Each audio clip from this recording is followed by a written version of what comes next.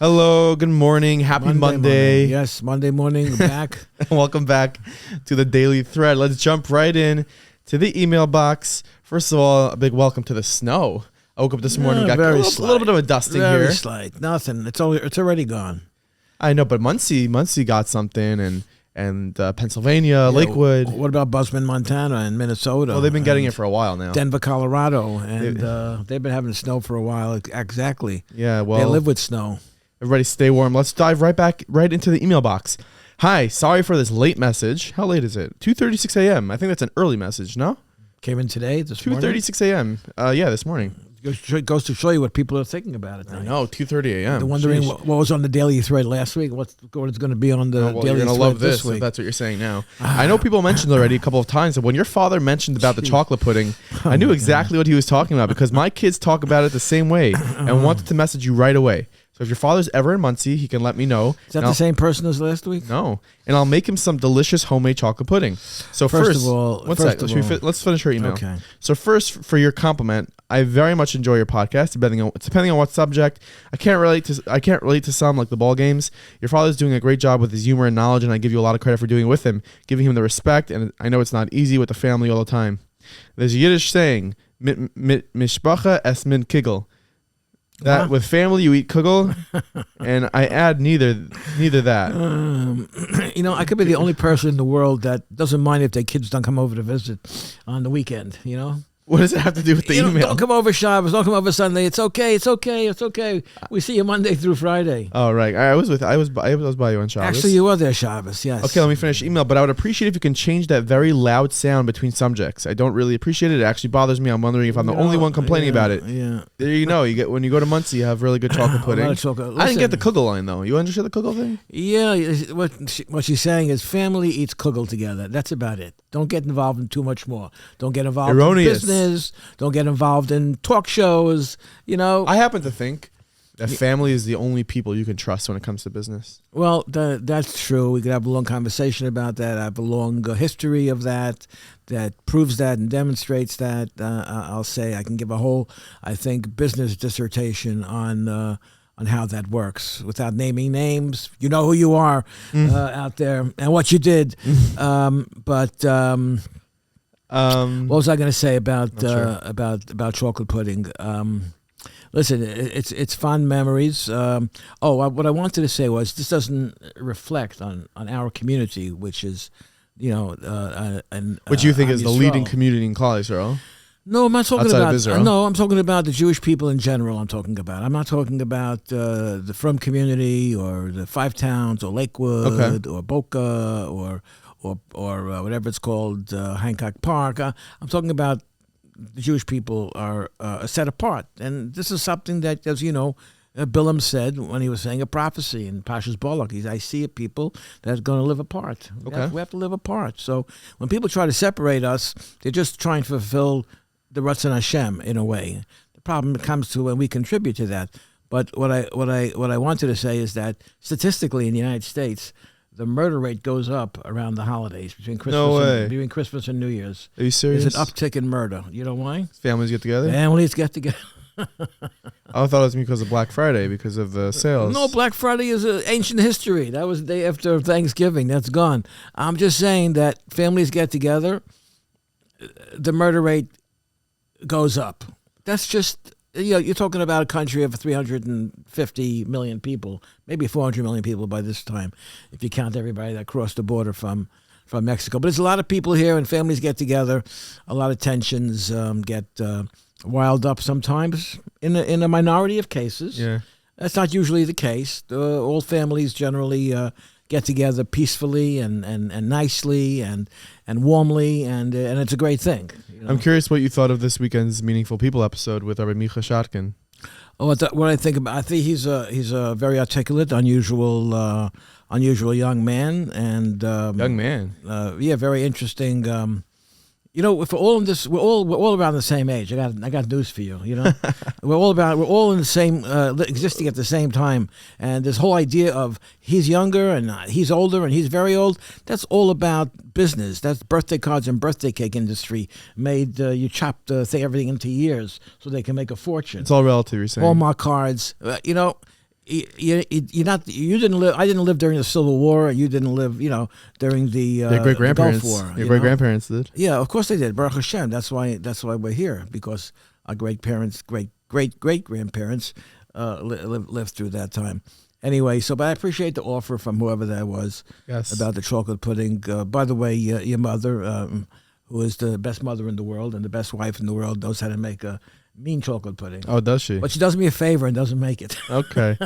Just want to mention that this episode is sponsored by our friends at Quality Stairs. Quality Stairs. Quality Stairs. They've been around for... How do you spell that? STAIR.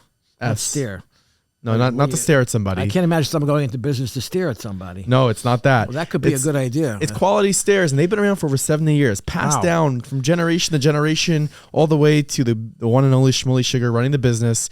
It's got the old touch with the modern flair. That's Quality Stairs. They have an in-house architect and designer, all the new stuff. So go ahead and reach out to Shmuley Sugar. That's 917-941-0214. The number will be in the show notes in the description.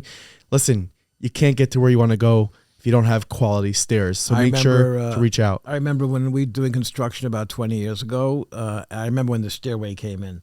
Oh yeah. And I remember what it was. That's like the punctuation mark for construction. Got it. Yeah. Finally, the building of floors you can't reach unless you're on a ladder. Yeah. Finally, when those stairs go in and they're secure and they're strong and the banister doesn't shake. Got to make sure.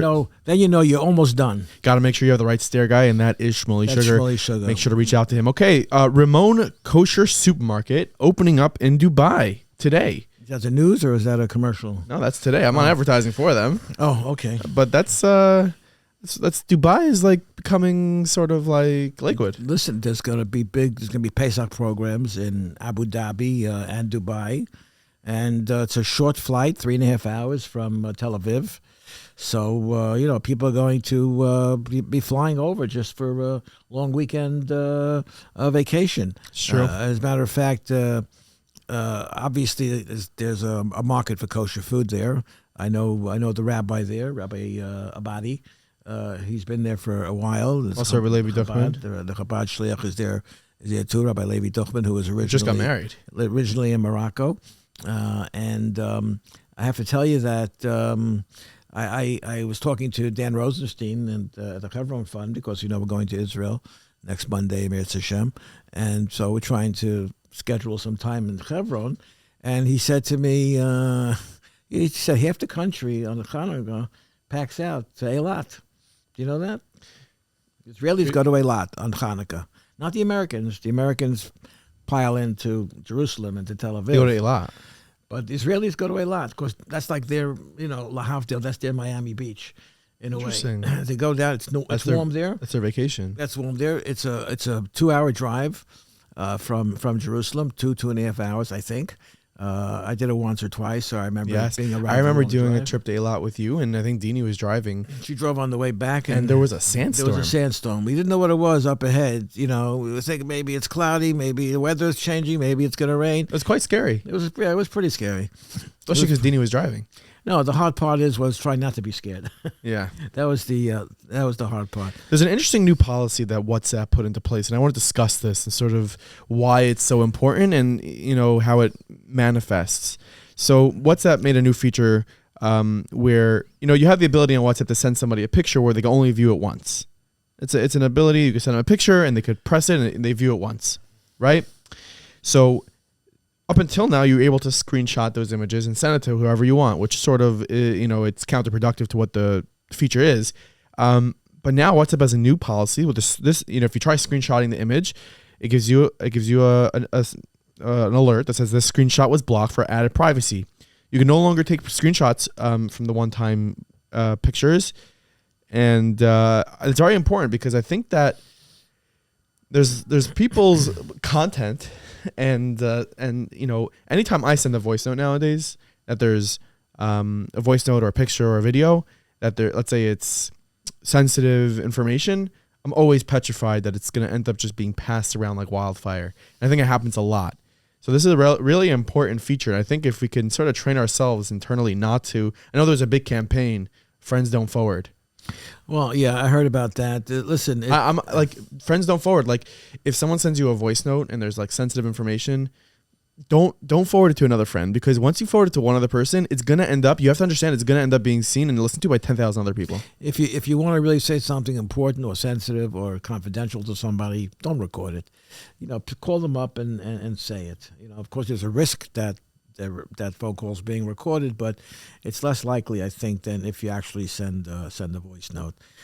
In terms of what you're talking about, using photographs and stuff like that, intellectual property, you mean? I mean, so it goes to the topic of content. Like, let's say a platform posts content on their page, and they have, and then another platform just copies them and posts also the same content, and it happens a lot. It happens. Well, we're publishing a newspaper for 23 years now, and we've had cases where there are attorneys out there that troll the internet looking for newspapers that use pictures that belong to photographers, right? And they smack you right away with papers for a lawsuit that you infringed on someone's copyright. I have a case right now. Usually it's bogus, because the fact of the matter is, if we get a photograph, it's usually not from the photographer. Right. It's usually something he sold to a news service that we subscribe to. Right. Sometimes it's the JTA, sometimes it's the JNS, the Jewish News Service, and we are licensed. We pay a monthly fee to use their stuff. But sometimes these predatory attorneys, they troll the internet looking for pictures that they think, and then they contact the photographer who doesn't even know that it was in the newspaper, and they say, "Listen, I can get you money. We'll keep most of the money. The attorney will keep most of the money, but I can get you. First of all, they sue for $250,000. That's the first thing. They sue for $250,000 for a picture being used. And at the end of the day, they settle for $1,500. In some cases, they settle for $500 just to get something out of a day's work. But you could be busy all day long suing newspapers all over the world. Lawyers. Listen, you gotta be careful to not use content that's not yours, I guess. And in the non-Jewish world, places like Fox News or TMZ or these companies, they pay a really high amount. And if you have a picture or if you have a video that's valuable, they'll pay big money for it. And it can't be ripped off and used by other places without their credit. Well, of course, there are halachic implications as well. There's the whole idea of intellectual property. We're not used to that. We're used to somebody bangs up your car, they got to pay you because they did damage. But if someone takes your idea, right? Intellectual property is really complex. I mean, you take this podcast, take a Meaningful Minute or Meaningful People. I mean, you have a certain identity that you managed to develop right over all these years, and I mean, you don't own the words, but necessarily you own the concept, and you own the combination of the words. So when the Five Towns Jewish Times, the logo is copyrighted. Mm-hmm. Trademark. Trademark. You can't decide tomorrow I want to start a newspaper called the Five Towns Jewish Times. You could call it the Six Towns Jewish Times or the Four Towns Jewish Times. It's still grounds for infringement, because we know what the motivation is and what the objective is, and the same thing with any name. I mean, you can't. What's the name of the stair company? Quality Stairs. I mean, quality is a word. It's an innocuous word, just like meaningful. How about quality staircases? Well, but probably get away. People get. It's really hard to enforce these things. If you Google quality staircase, I bet you're going to find more than one. A few hundred around the country. So you wanted to bring up some anti-Semitism stuff. We didn't speak about anti-Semitism for a very, very long time. Yes, of course you said not to speak about it, but there are two events centering around anti-Semitism this week for the next 2 days, today and tomorrow. Two events. They are addressing the uptick in incidents. Homeland Security Secretary Alejandro Mayorkas and New York Governor Kathy Hochul is in New York City together with Mayor Eric Adams. That they're meeting today, Monday, at the Lincoln Square Synagogue. And there's an anti-Semitism summit. This is hosted by the Orthodox Union as well. And this is the whole idea is to address the spate and like it says there, the uptick in anti-Semitism, anti-Semitic attacks. And I think that anti-Semitism, from my perspective, doesn't occur in a vacuum. And people make a mistake. They think they could split being anti-Israel, being critical of the state of Israel, and anti-Semitism. I think people that have devious objectives and that are just Jew haters, because as Menachem Begin once said, they get the Jew hatred in their mother's milk. Mm-hmm. So they've had it from the time they were from their birth. That's unfortunately just the way of the world. But if you think you could separate being critical of Israel, and you could, if you want to be constructively critical of the Israel government and certain policies, I'm not talking about that. But being virulently, absolutely, and comprehensively anti-Israel, that's just a disguise for being anti-Semitic, and that's just your excuse why you might attack Jews. I mean, why do people attack Jews walking in the streets of Brooklyn, knock their hats off, knock their streimels off? Why do they do that? Not because why are people commenting on Meaningful Minutes videos? Free Palestine. Like we have videos that have nothing to do with Israel, and we have a video of Charlie O'Reilly that went viral on TikTok. It has 1.1 million views over the last 3 days. Free Palestine. Like why? Like for like what? What do you? Like I should go there and unlock a gate? What does that mean? Why are you telling me free Palestine? It's just a reflex reaction. If you see a Jew, it's Free Palestine. It's a meaningless reflex reaction these days. I saw an interview yesterday with Bibi Netanyahu, who was about to become prime minister, probably not for a couple of weeks still, until they're going to be sworn in. I read today after Hanukkah will be the swearing in because of different procedural delays. But the Palestinian issue with the state of Israel is taken a tremendous, very significant backseat to the whole process, and Netanyahu's hoping for ultimately the diplomatic relations with Saudi Arabia. And he said, when that happens, that will, in essence, be the end of the Arab-Israeli conflict. God willing. And speaking of the Arab-Israeli conflict, big mazel tov to Avi Berkowitz. Yes. Who was very involved in the Abraham Accords. One of the architects of the worked with closely with Jared Kushner in the Trump administration, and Jason Greenblatt and David Friedman. And he got engaged last night. I think so. Really? Yeah, yesterday. Beautiful. Got engaged yesterday. He's a Five Towns native, Camp Monk alum. Oh, wow. Camp Monk to the White House. Shia Rockaway. You're Shia Rockaway? I think so. Wow. I think so. I'm not sure. I think so. Could be. Anyways, I saw by the World Cup there was, I think it was maybe Argentina or Portugal. They unfurled a Palestinian flag in the stands. Do they know who they're aligning themselves with? Do they know that if they were in Gaza Strip that they probably wouldn't last a day? One of our early conversations when we started this program a few months ago is that people that paint swastikas on newspaper boxes. Yeah. I've had detectives from Queens call me. They're investigating hate crimes. Apparently, there's a captain, commander in the whatever precinct it is that covers this part of Queens, who's very sensitive and has no tolerance, zero tolerance policy for anti-Semitic incidents. And I've been in touch with the detective, as have other Jewish newspapers who had swastikas painted on it. But these, like I said, these kids, they know that it antagonizes and offends Jews. They have no idea about the history. They have no idea what it is. Maybe it's something they saw on TikTok, but they don't know what it really is. They don't know. Anyways, how was your weekend? Otherwise, it's good. It's back to a busy week now. You're heading to Israel at the end of the week. Not the end of this week. Next Monday. You're going to Israel next Monday. You're very excited for that, huh? Next Monday. Very excited. Mirza Shem. We're going to continue doing this program. We're going to figure it out. We have a 7-hour time difference, and I'm going to. I'm checking the weather. I'm trying to figure out when to go to Ein Gedi, where it's going to be close to 80 degrees. Oh, really? Which, and the fantastic Good thing. Good for you. It's going to be.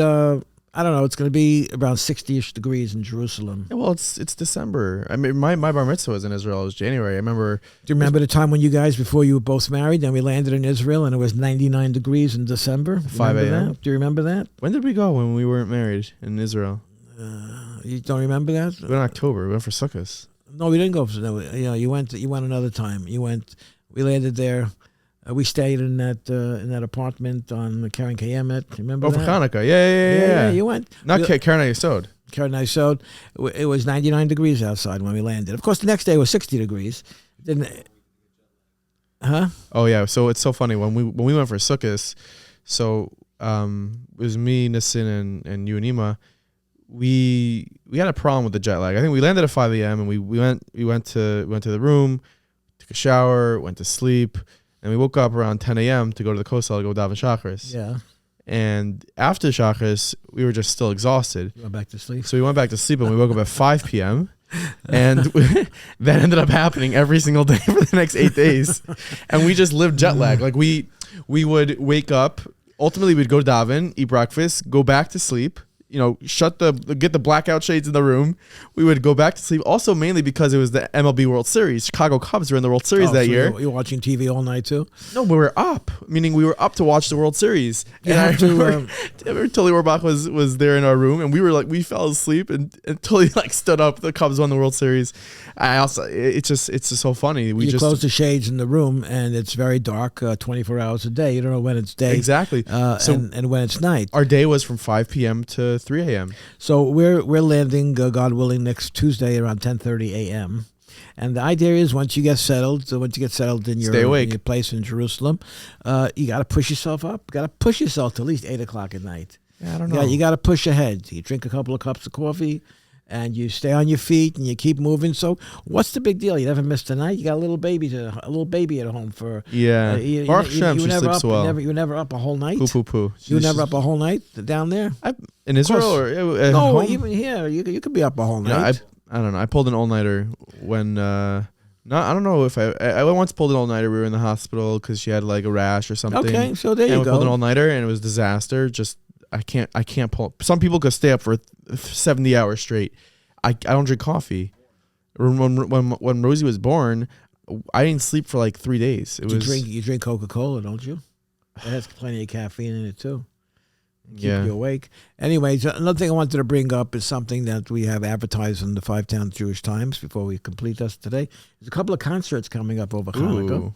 You have Ishay Ribo is going to be in the United States. Nice. He's doing a concert, I think, in the city with Mordechai Ben David. Yeah, I love how it says guest appearance by Mordechai Ben David. Guest appearance. Ishay Ribo's the star, huh? MBD's some generations would consider Ishay Ribo the guest. And then there's going to be a concert in Florida with Avram Fried. Nice. With Ishay Ribo also? Ishay Ribo, yes. Oh, nice. But the concert in New York with Mordechai Ben David is a separate seating concert. Okay. Is there family seating? I didn't see that in the end. I didn't see anything about family seating. I didn't see that. I think MBD doesn't perform in front of mixed seating crowds. Right. So, and Avram Fried in Florida, I don't know if there's just no separate seating in Florida, or there's not necessary to have separate seating at Avram Fried Ishay Ribo concert. Okay. So I don't know what the different I think guidelines MBD, I think MBD is strictly separate seating. He's makbid. He won't perform in front of a mixed seating crowd. All right, so Avram Fried, that's what not happens his if policy. what happens if you buy tickets? So let's say you're going out with your young man, you're going out with a young lady, you're going on your third date. Okay? Don't buy tickets to this concert. No, it's separate seating. Let's say you came to the concert, your third. Look at the ad. The ad says separate seating. You're too famished to understand. No. Can I tell you something? If you're a girl and a guy takes you to this concert on a date, drop him. It's a third because date. He didn't read the ad. It's a third date. 1 second. It's as if he took you to a non-kosher restaurant. Not everybody thinks as clearly as you. It's a third date. It's starting to get. You demonstrating that you're interested. And what do? You come to the door and you say, "See you later."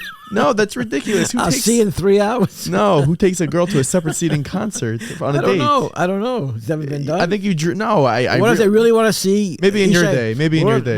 Maybe in your day. What if they really want to see Ishay Ribo and Mordechai Ben David sing together? So they can put up a YouTube video of Mordechai Ben David. So maybe there should be just a dating section. That's not a good idea. That won't fly. Sponsored by the Nasi Project. I don't know what project it'll be sponsored by, but I just thought that it's possible to get mixed up because the main attraction is Ishay Ribo. Okay, Mordechai Ben David and Avram Fried are great, but the main attraction is Ishay Ribo. So you can get a little bit facaded. I don't know. I think Avram Fried. I'm a big Avram Fried guy. But Ishay Ribo here, Ishay Ribo there, you just buy it because you don't want to be locked out. Of course, both concerts are going to sell out. I am going to really not. I don't hear it. If someone goes there and they're thinking they're going on a date and. No, that's just silly. So no, worst comes to worst, they'll be. Don't go to the concert. They'll be separated for 3 hours. They'll meet afterwards. If you have that issue, please text my father because that is so niche. Or you could sign up to the Daily Thread on WhatsApp. We got a lot going on. And it's so funny. I just want to mention. We mentioned our Tehillim project that we're working on last week. A Chabad shliach, a daughter of a Chabad shliach in Portland, Oregon. She had purchased a parak of Tehillim to sponsor for our project. It's $360 to sponsor a parak. And there's an article on COL Live. She credits her buying that parak to a miracle that took place shortly after. She was in her house in Portland.